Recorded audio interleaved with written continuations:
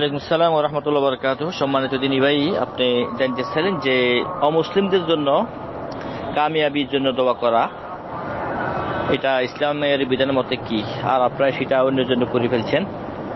সম্মানিত দিনী ভাই, আত্তাইবু মিনা যামবি কামান লা যামবা লাহু, যে গুনাহ থেকে তওবা করে সে এমন হয়ে যায় যেন তার কোনো গুনাহ ছিল না।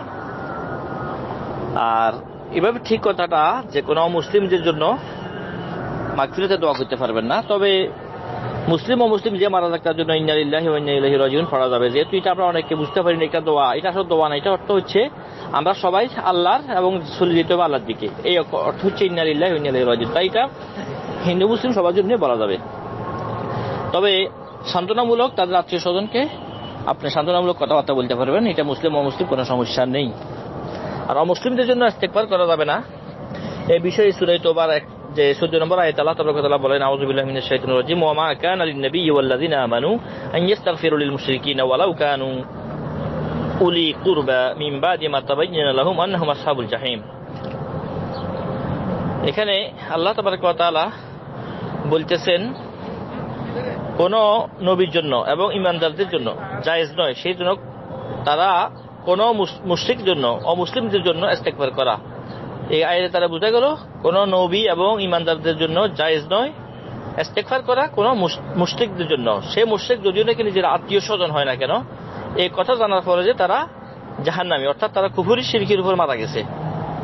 তবে একটা প্রশ্ন আসতে পারে, ইব্রাহিম আলাইহিস সালাম নিজের পিতা আজরের জন্য তো দোয়া করছিলেন, এটা কেমনটা হলো? এটা আসলে ইব্রাহিম আলাইহিস সালাম নিজের পিতার জন্য ওয়াদা করছিলেন যে আমি আপনার জন্য আল্লাহর নিকটে ইস্তেগফার করব, ওই ওয়াদা ইনি পুরো করছেন। তবে যখন নাকি উনি বুঝতে পারলেন যে ইনি আল্লাহর দুশমন, তখন এটা থেকে ফিরে আসছেন। এটা আল্লাহ তাবারক ওয়া তাআলা পুরা কোরআনের মধ্যে এটা ঘোষণা করছেন। এই বিষয়ের উপরে কোরআনের আয়াত আছে। আর আমি যে সূরা তাওবা 14 নম্বর বলছিলাম, আসলে বিষয়টা একটু হয়তো আমাকে সন্দেহ লাগতেছে। যা হোক, নম্বর দেখবেন না, বরং আয়াতটা হচ্ছে মা কানা লিন নাবিয়্যি ওয়াল লাযিনা আমানু আন ইস্তাগফিরু লিল মুশরিকিনা ওয়ালাউ কানু উলি কুরবা মিন বাদি মা তাবায়্যানা লাহুম আন্নাহুম আসহাবুল জাহিম। এই আয়াতের ভিত্তিতে কোনো অমুসলিমদের জন্য ইস্তেগফার করা জায়েজ হবে না।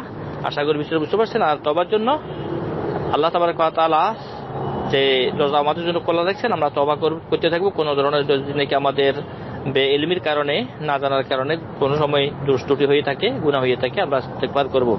আল্লাহ পাক আপনাকে আমাকে সকল উম্মতে মুসলিমাকে সঠিক জ্ঞান জানিয়া সেই হিসেবে আমল করার তৌফিক দান করুক এবং আমাদের কৃতকর্মের জন্য আমরা প্রকৃতভাবে তওবা করার তৌফিক দান করুক। আমিন। জাযাকাল্লাহু খাইর। আসসালামু আলাইকুম ওয়া রাহমাতুল্লাহি ওয়া বারাকাতুহু।